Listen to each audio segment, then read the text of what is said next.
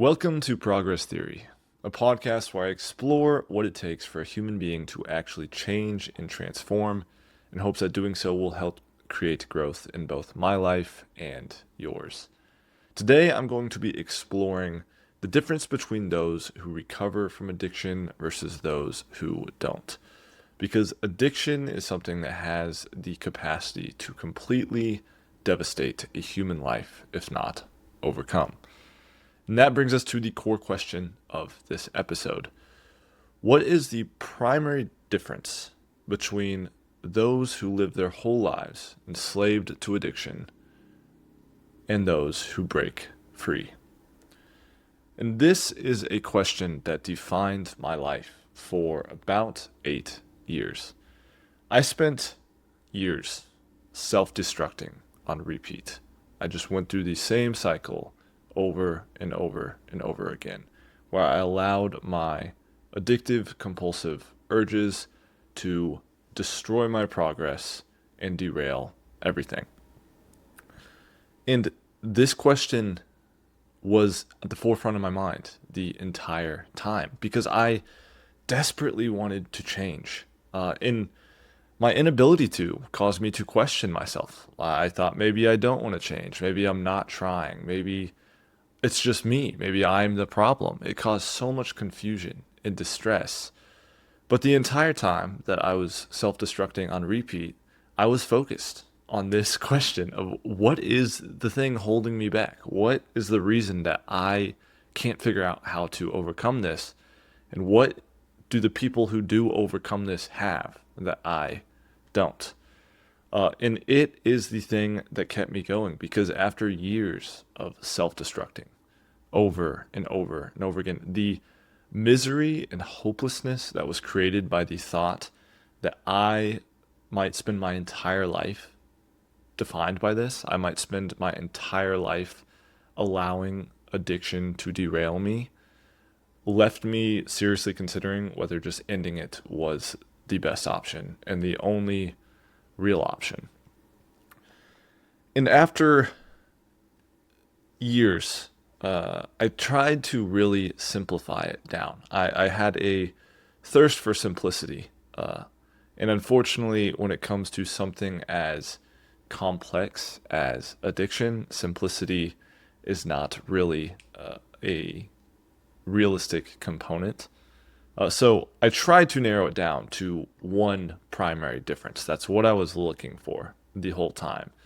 And as I obsessed over this question for years, it became apparent to me that there is no one thing that will allow you to resolve addiction because it's a complex issue. There are multiple components that you have to resolve.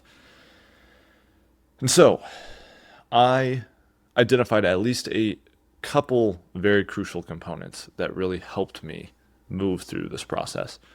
The first one is one that seems pretty obvious. It seems very simple, but it's genuine ownership. Actually owning and accepting the fact that you have a compulsive behavior that is causing damage to your life and needs to change. And it sounds overly simple. It sounds like the most obvious step in the world. But unfortunately, for a lot of people, they spend their entire lives being harmed by addictive behavior and never once become aware of the fact that they are an addict or they are struggling with addiction. Because no one wants to be an addict. No one wants to see themselves in that light. And the problem is when you aren't aware, the addiction just amplifies and breeds itself in darkness. And there's no chance of overcoming it and nullifying the damage it causes if there is not awareness of the problem. There's a reason that overcoming denial and awareness is such a core component of any 12-step program you go into. It really is the first step. Without it, there is no chance at recovering from any sort of addictive behavior. But that brings me to the next problem. And this is, I would say, the core of the matter. Addiction is more of a symptom than the core issue. Addiction is a life fulfillment issue. People who stay trapped in their addiction never create a life that they don't want to escape from. And I want to highlight this. I want to stick on this for a second.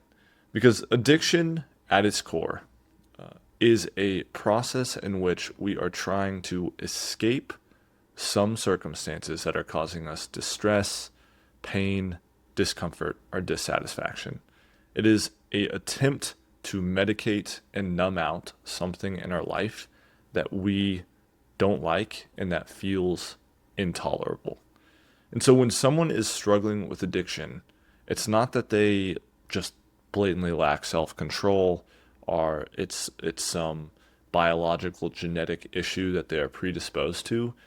It is because they are not satisfied or fulfilled with their life, and something needs to change so that they no longer feel this underlying desire to escape from their reality. And there are numerous studies that back this up. The Rat Park is one of the most famous.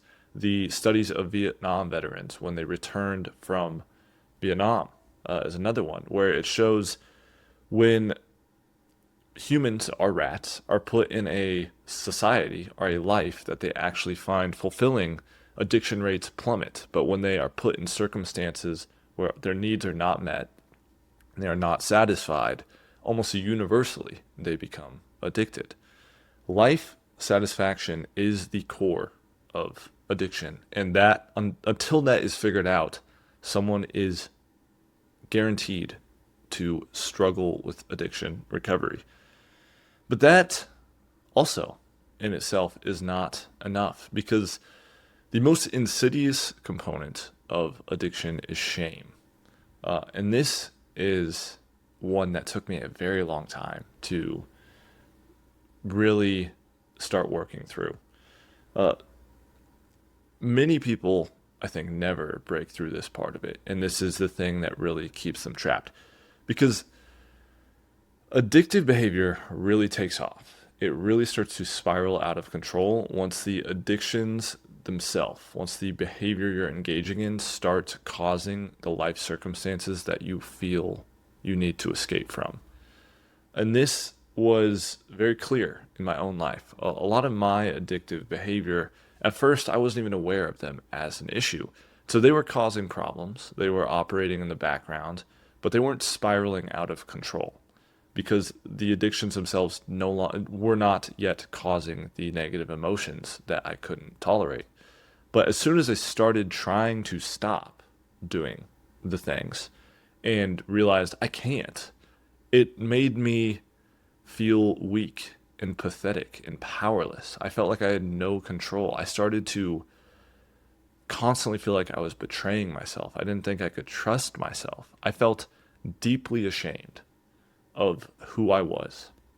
I felt so pathetic because of my inability to stop doing this thing that I knew I wanted to stop. And those emotions, the pain that stemmed from that, I could not accept. I couldn't tolerate. And it began this process where I would engage in these negative behaviors that I knew I didn't want to be doing. And then I would hate myself for it. I would feel ashamed, sad, scared, weak, terrified. And I couldn't stomach those emotions. And so I would go back to the thing that allowed me to escape from them and numb them out and medicate it. And that is when this process starts to take off.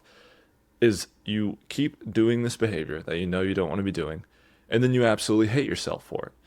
And eventually you stop feeling the negative emotions and you just feel urges, because when you repeat the same behavior over and over and over again as a response to a certain emotion, say, I feel sad, and 100 times in a row, when I feel sad, I smoke weed. Now it reaches a point where your brain creates such a deep association between those two things that you no longer feel sad. You just feel an amplified, extreme desire to smoke weed.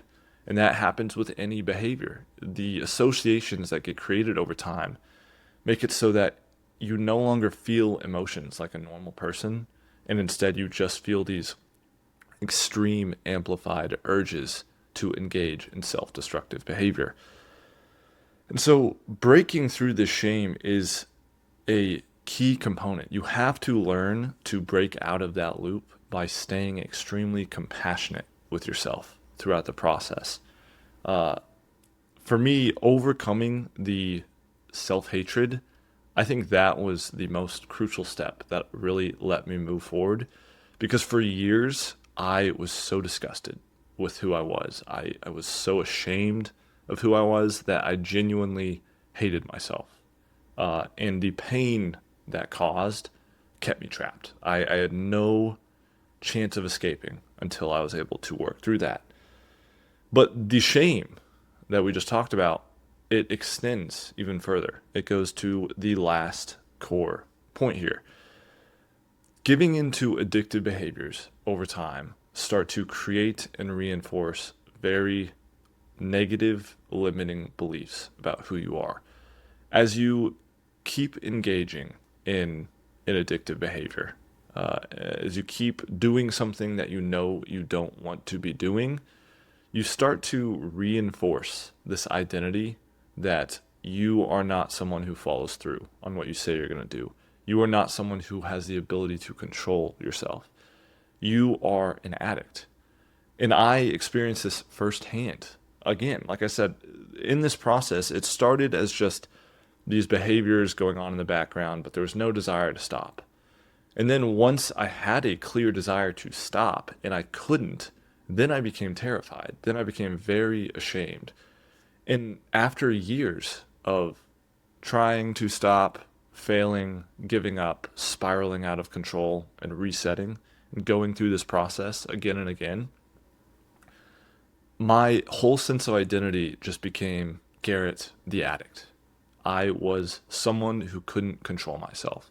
I was someone who was powerless. I was a weak person. There's a lot of different beliefs that develop over time, but as you keep giving in, you just keep reinforcing this belief system that ends up keeping you trapped. If you fully believe yourself to be powerless, if you believe yourself to be an addict, that will be your reality.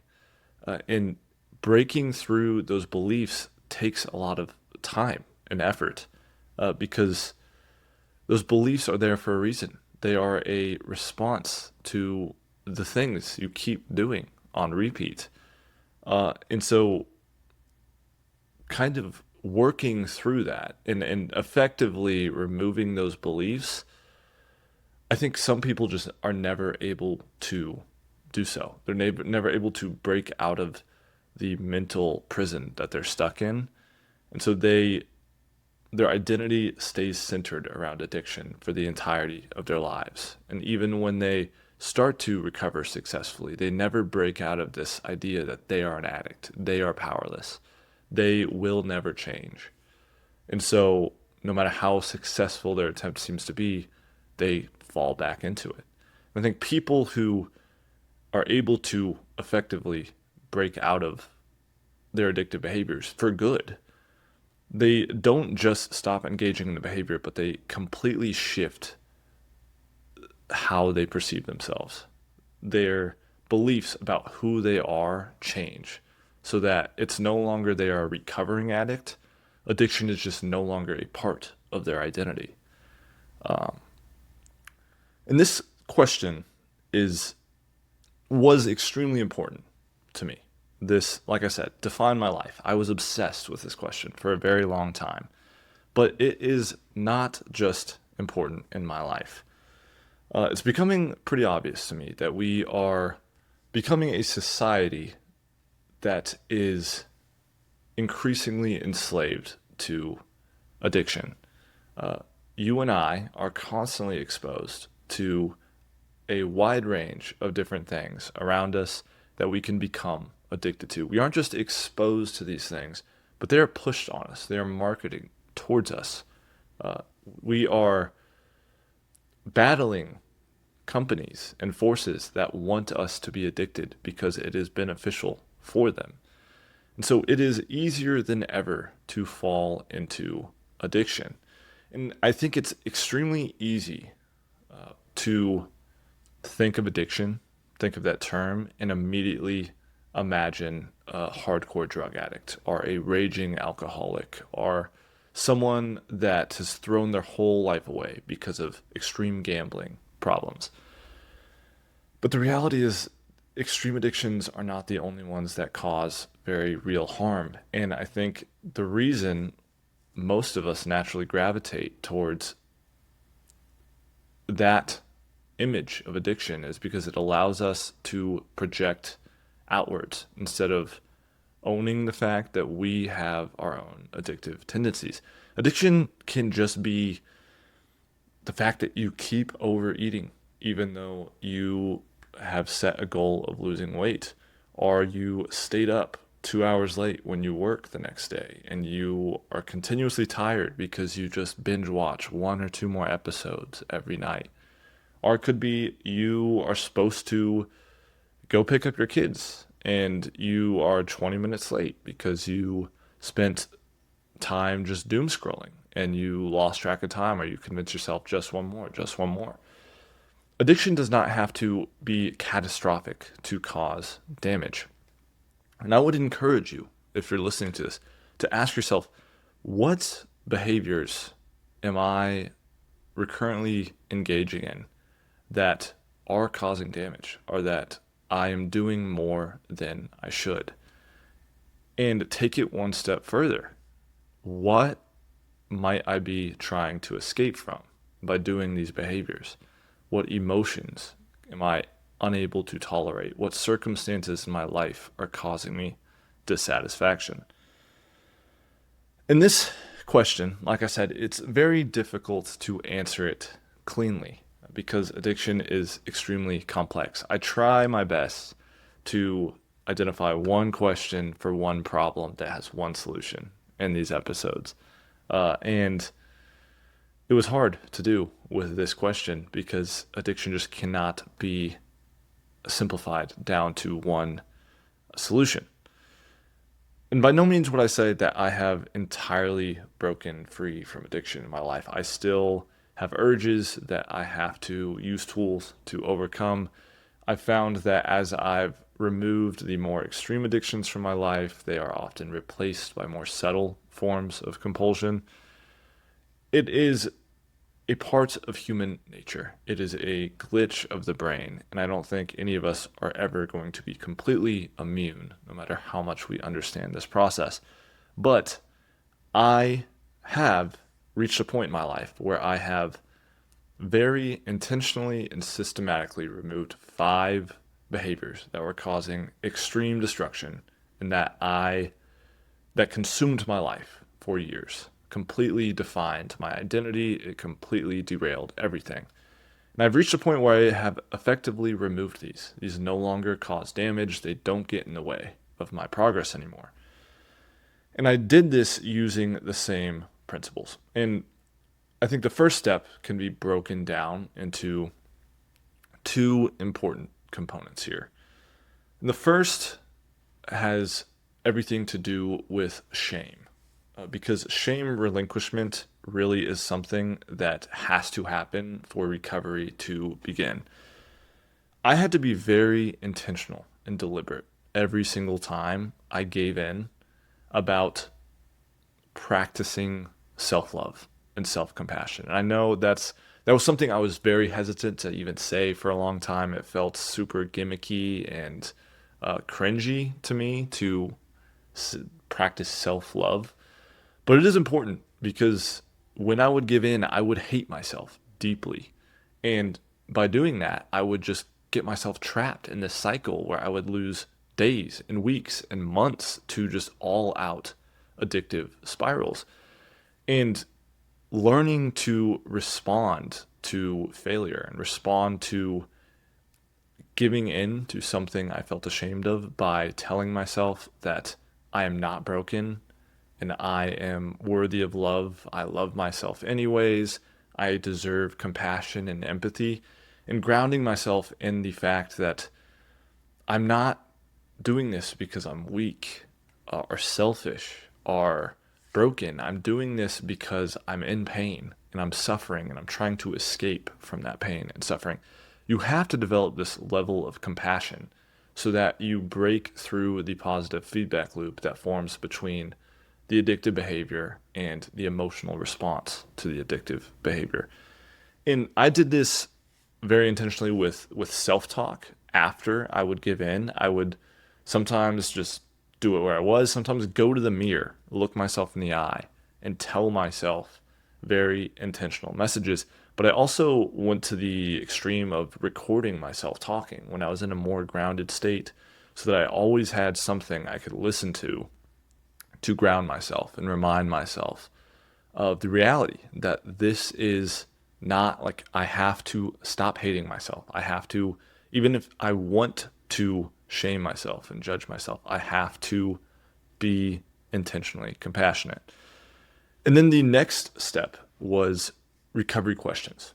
Instead of viewing giving in and slipping up with behavior as just a failure, just a purely negative experience, I began to really try to frame it as opportunity. There is very real benefit to giving in if you use it to extract insight and to learn and become more resilient.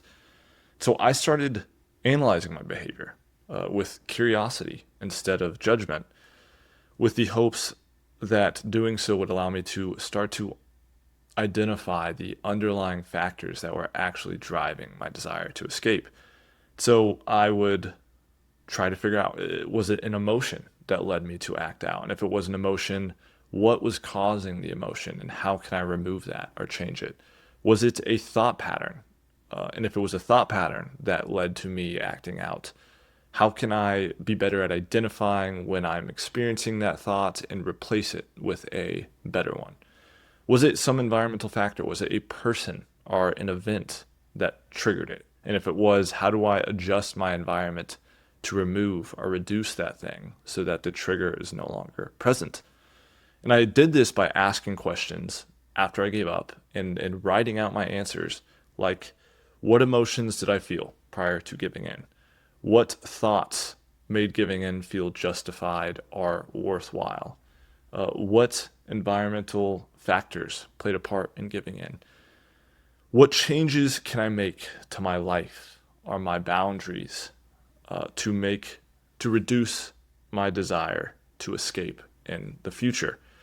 And over time, this isn't something that immediately solves all your issues, but over time you start to really get a feel for what emotions are causing you to want to escape and how you can work through those emotions in a more healthy way or remove the things causing them from your life.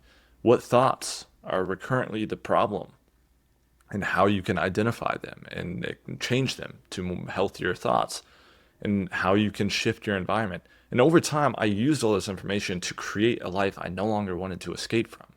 So I don't have urges the same way. I don't have a desire to escape because there's no longer the same level of pain or dissatisfaction that encompasses my life. And again, I don't have it all figured out by any means. There's still addiction plays a role, but these things really allowed me to move through and recover from addictive behavior. And when I, like I said, obsessed over that question for years and tried to find an answer, this is one of the most important answers that I found. This is one of the foundational things that allowed me to really start working through and recovering from addiction in a way that actually lasts. So this has been episode 15 of Progress Theory. If you took the time to watch or listen to this episode, please know that I very much appreciate your attention. I value it a lot. I am grateful that you decided to listen. If you enjoyed this episode and you want to be notified about future episodes about human transformation, change, or well-being, subscribe or follow so you can watch those future episodes. And if you are a driven man in your 20s who is stuck in a start strong, collapse, reset loop, I've created a free 7-day challenge that will help you break out of this loop and start building lasting momentum. If you want to learn more about that or get started, go to progresstheory.com. The link is in the description. To anyone listening, I wish you all the progress you are looking for in your life, and I will see you next time.